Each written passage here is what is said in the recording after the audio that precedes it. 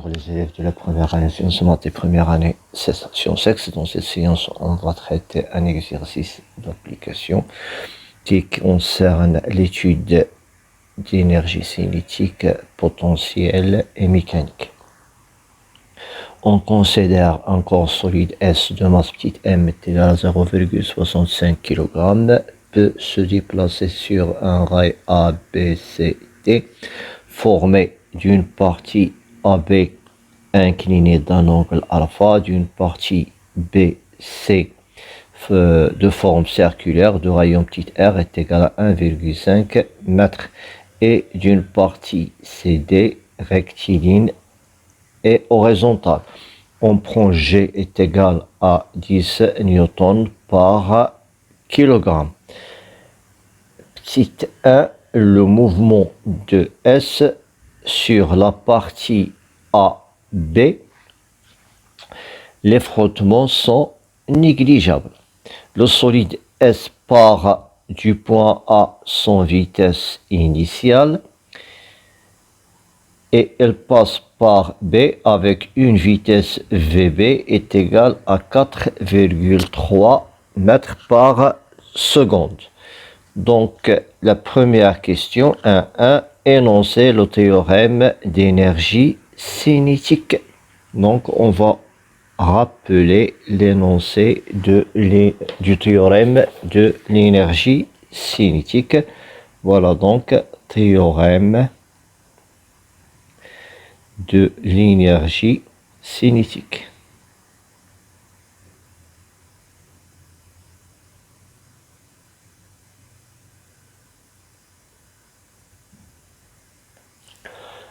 Donc, dans un repère galiléen,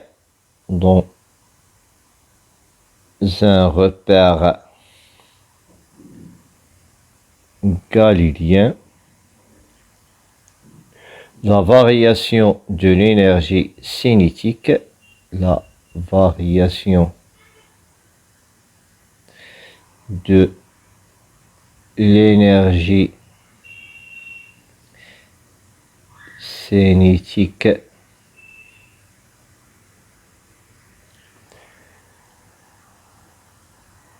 delta EC d'un solide indéformable,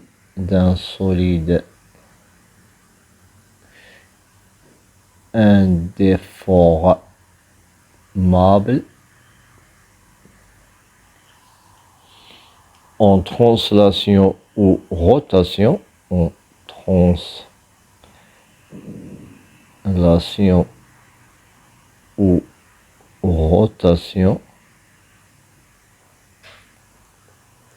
autour d'un axe fixe.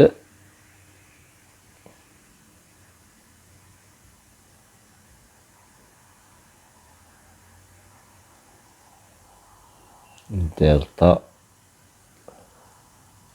entre deux instants T1 et T2, entre deux instants T1 et T2 égale à la somme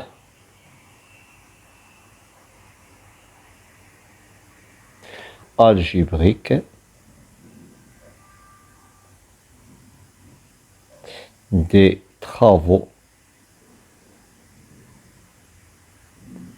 des forces appliquées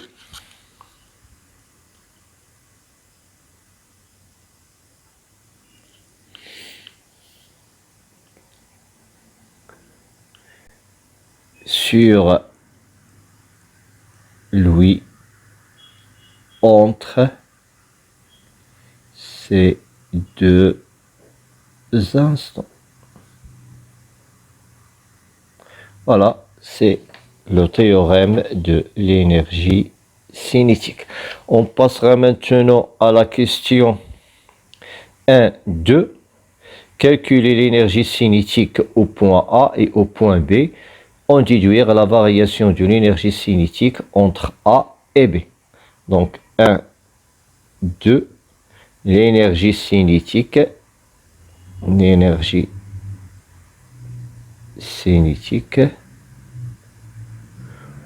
au point A. Donc on sait que EC au point A serait égal à 1 sur 2 MVA au carré. Puisque VA d'après les données est égal à 0, donc cela implique que EC au point A est égal à 0. Après, on va calculer l'énergie cinétique au point B. Énergie cinétique au point B.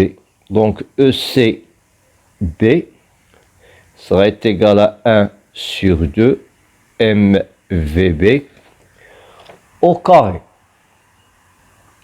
qui est égal, en faisant l'application numérique, 1 sur 2 pour la masse et les données est égal à 0,65 kg. La valeur de VB est égale à 4,3 au carré. En faisant cette application numérique, on trouve cette valeur est à peu près égale à 6 joules. Après, on va déduire la variation de l'énergie cinétique entre A et B. Donc, déduisons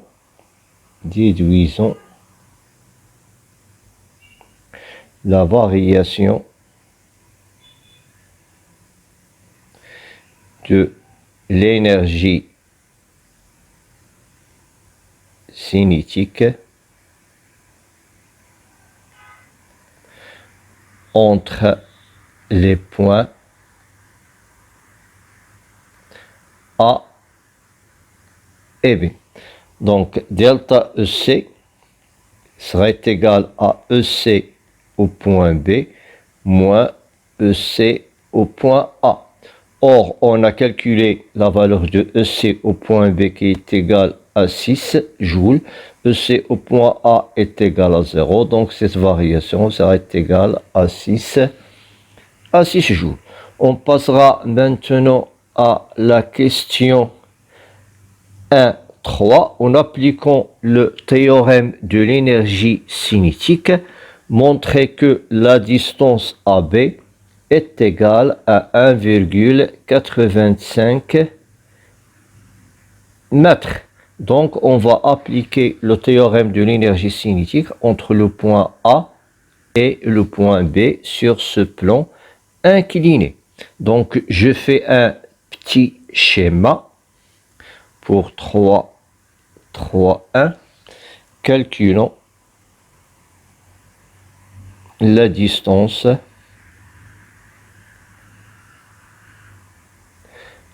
AB en appliquant le théorème de l'énergie cinétique. Le théorème de l'énergie cinétique. Voilà donc système étudié. Système étudié, c'est le corps S. Force appliquée. Donc ces forces qui sont appliquées, donc on a ce corps S qui se déplace d'un point A vers un point B.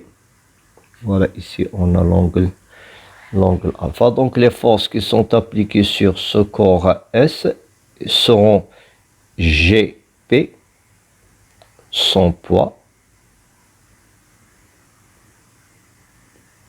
et on a AR, la réaction du plomb. réaction du plomb. Donc je représente ces deux forces et le point d'application de P, c'est le centre de masse G, et le point de contact du corps S avec le plomb, c'est la réaction du plomb. Or, on a des placements de corps S sans frottement, donc on aura R qui sera perpendiculaire au plomb. Voilà. Voilà R. Donc, d'après le théorème de l'énergie cinétique, d'après le théorème de l'énergie cinétique, on aura delta EC, et sera égal à la somme des travaux des forces appliquées, c'est-à-dire sera égal au travail de P pour aller de A à B, plus le travail de R pour aller de A à B. Or, le travail de R est égal à 0 puisque les frottements sont négligeables. Donc, puisque les frottements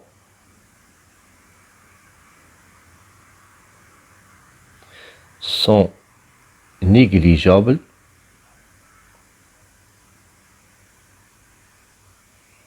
cela implique que W de R pour aller de A à B sera égal à 0. Donc cela implique que 1 sur 2 mVb au carré moins 1 sur 2 mVa au carré qui est égal à 0 et sera égal au travail du poids qui est égal à mgh.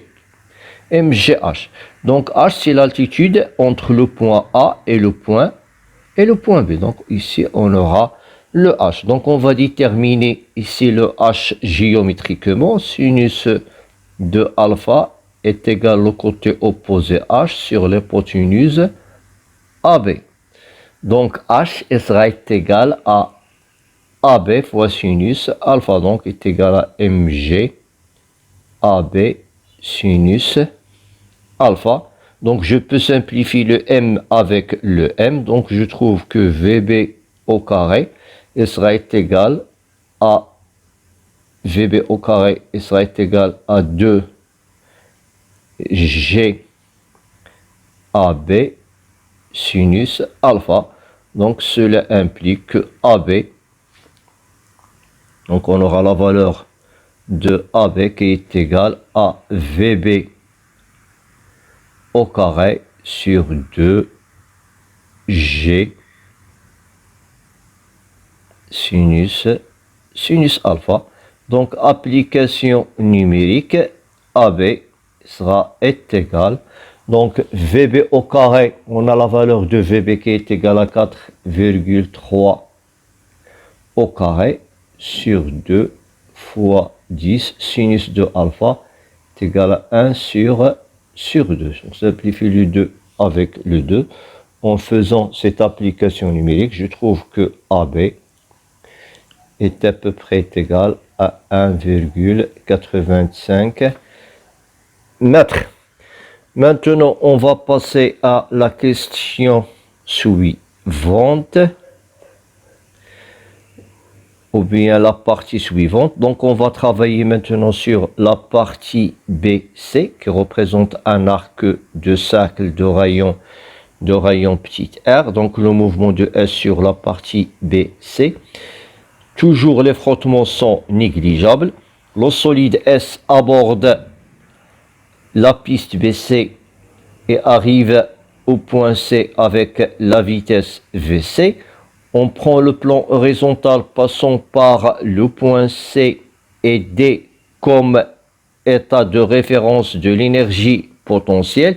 Donc on va prendre ce plan-là, voilà, ce plan-là comme état de référence de l'énergie potentielle. C'est-à-dire que tous les points qui appartiennent à ce plan ont une énergie qui est nulle. c'est-à-dire référence de l'énergie potentielle de pesanteur. OK? Petite 2.1, calculer la valeur de l'énergie potentielle au point B en déduire l'énergie mécanique au point B. Donc tout d'abord, on va déterminer l'énergie potentielle au point B. Donc 2.1, l'énergie potentielle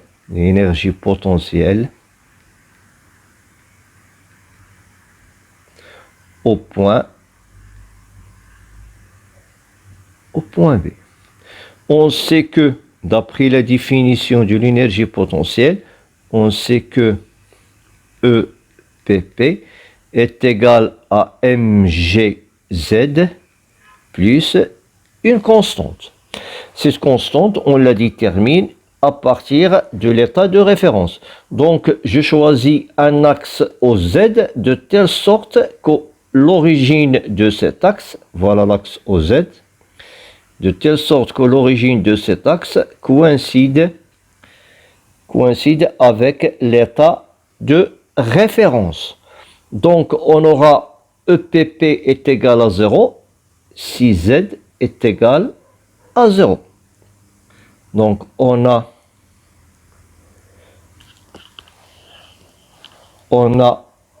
EPP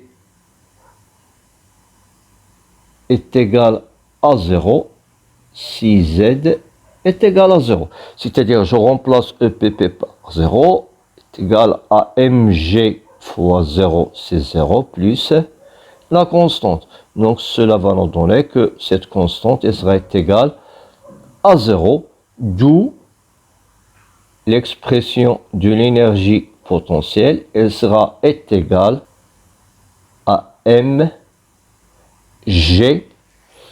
z. Or, d'après le schéma qu'on a, voilà le z, c'est la distance de l'état de référence. Z n'est que r, c'est-à-dire la valeur de z est égale, ou bien l'altitude à partir de l'état de référence est égale au rayon de l'arc de cercle, donc qui est égal à mgr. Donc on va faire application numérique, donc EPP elle sera égale, donc je remplace la masse par sa valeur qui est égale à 0,65 kg, G par 10, le rayon R est égal à 1,5 mètres. Donc en faisant cette application numérique, on trouve que cette valeur d'énergie potentielle est égale à 9,75 joules. C'est ça la valeur de l'énergie potentielle. En passant maintenant à 3 ou bien 2, voilà. On a trouvé la valeur de l'énergie potentielle. On déduire l'énergie mécanique au point B. Donc, déduisons la valeur de l'énergie mécanique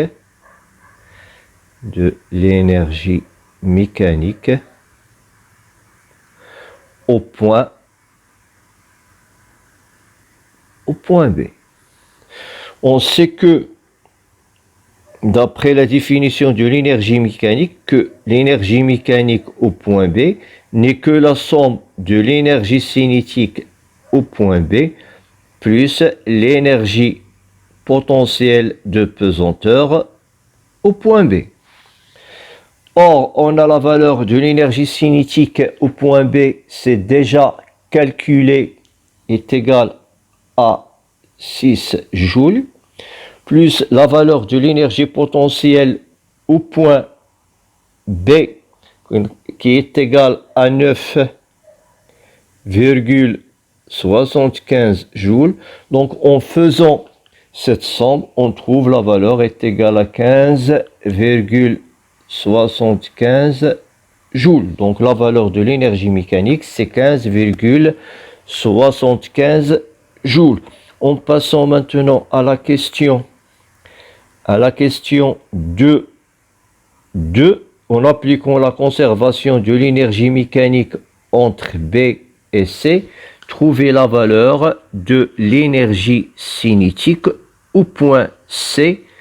Voilà, donc en appliquant la conservation de l'énergie mécanique, voilà, donc puisque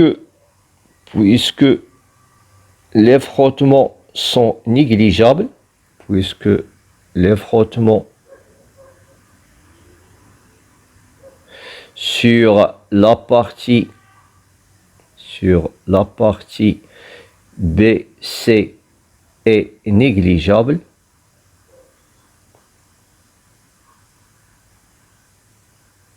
les forces qui travaillent, la seule force qui travaille entre B et C, c'est le poids, puisque R, les frottements sont négligeables, et la seule force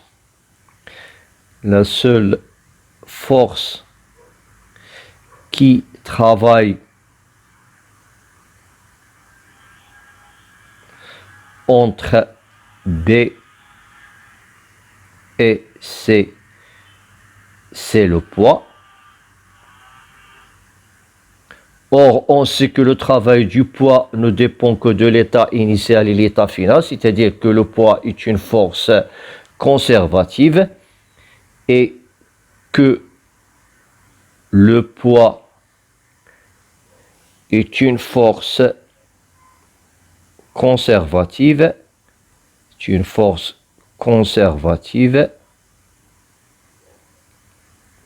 donc il y a conservation de l'énergie mécanique. Donc, je rappelle, c'est les frottements sont négligeables et les seules forces qui travaillent seulement le poids ou bien une force qui est conservative, c'est-à-dire que son travail ne dépend que de l'état initial et de l'état final. Donc, on aura conservation de l'énergie mécanique. Donc, dans ce cas-là, on aura l'énergie mécanique. Donc, l'énergie mécanique au point B, elle sera égale à l'énergie mécanique au point C. Donc, cela équivalent à dire que l'énergie mécanique au point B sera égale à l'énergie mécanique au point C qui représente la somme de l'énergie cinétique au point C plus l'énergie potentielle au point C. Or, on a pris comme référence le point C, comme vous voyez, c'est ça la référence, c'est-à-dire EPP au point C est égal à 0. Donc, cela implique qu'or, on a choisi comme référence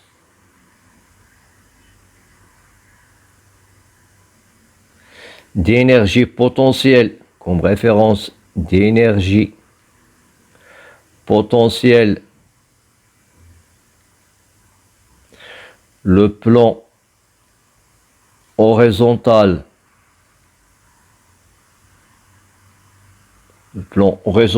passant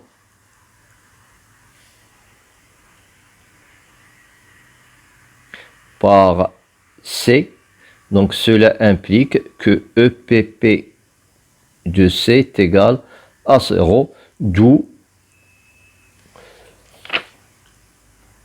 EM au point B est égal à EC au point B. Donc cela implique que EC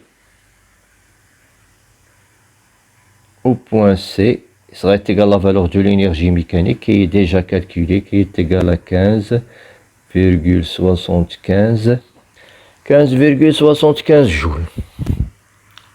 En passant maintenant à la question suivante, on déduire la valeur de la vitesse VC au point C. Donc déduisons la valeur, voilà, déduisons la valeur de la vitesse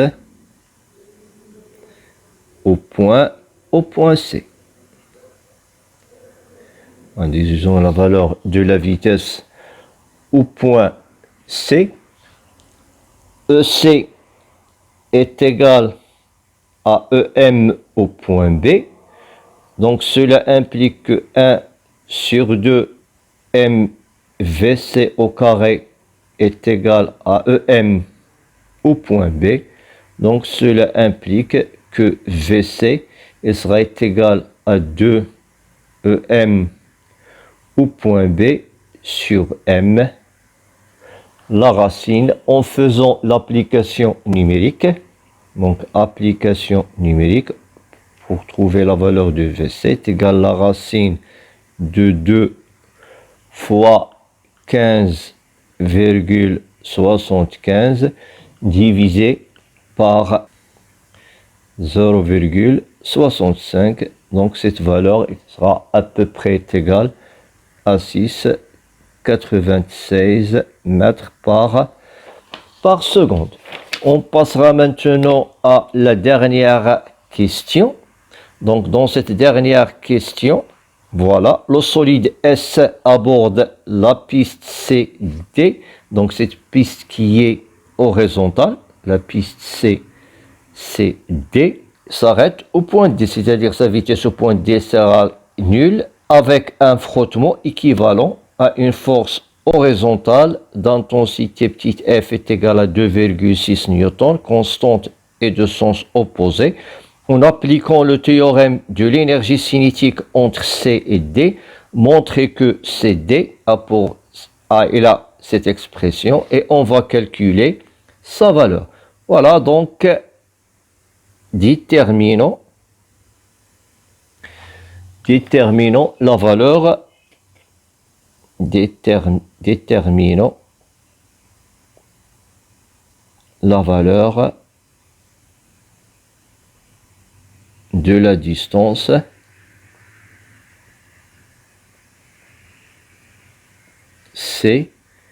CD. Donc en appliquant le théorème de l'énergie cinétique, tout d'abord je fais un petit schéma.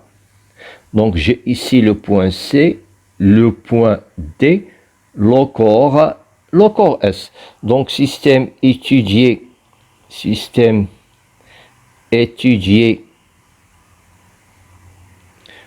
toujours le corps S. Les forces appliquées sur le corps S, on a GP son poids.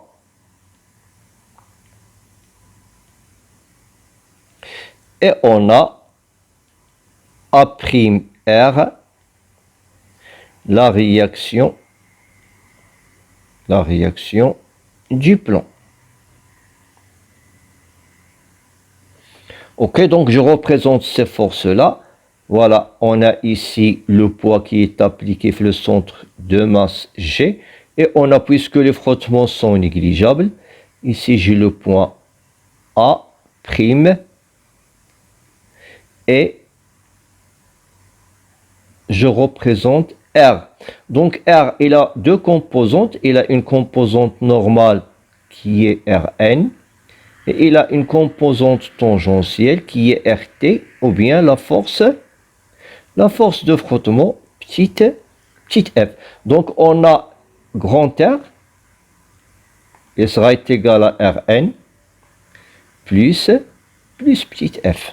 Donc on a ces deux forces qui sont appliquées sur le solide entre C et D. En appliquant le théorème de l'énergie cinétique, en appliquant le théorème de l'énergie cinétique.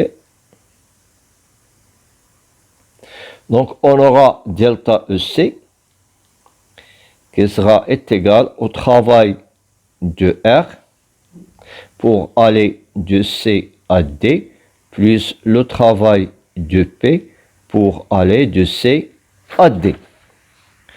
Ok, je décompose le delta EC qui est égal à 1 sur 2 MVD au carré, moins 1 sur 2 MVC au carré, qui est égal le travail de R. Donc, je peux décomposer le travail R en Rn plus F. Donc, le travail de R sera égal au travail de Rn pour aller de C à D, plus le travail de petit f pour aller de C à D, plus le travail de P pour aller de C à D. Donc, comme vous voyez, Rn est perpendiculaire au déplacement, c'est-à-dire son travail est égal à 0. De même pour le poids. Donc, le travail, donc, on aura le travail de P pour aller de C à D, sera égal au travail de Rn pour aller de C à D est égal à 0, puisque P et Rn sont perpendiculaires au déplacement. On a le corps, d'après les données, il s'arrête au point D, c'est-à-dire que EC au point D est égal à 0. Donc, on aura cette valeur aussi qui est égale à 0. Si c'est égal à 0, est égal à 0. Donc, il ne nous reste que 1 sur 2 MVC au carré est égal au travail de F, c'est-à-dire le produit scalaire entre F et CD. Or, le produit scalaire entre F et CD est égal à la norme de F fois la norme de CD fois le cosinus de l'angle qui existe entre la force F et le vecteur CD. Donc, ils sont opposés. L'angle qui existe entre ces deux vecteurs, c'est pi. Or, cosinus de pi est égal à moins 1. Donc, il sera égal à moins petit f fois CD. Donc, cela implique que moins 1 sur 2 MVC au carré est égal à moins f fois CD. Voilà, je simplifie et je trouve que CD,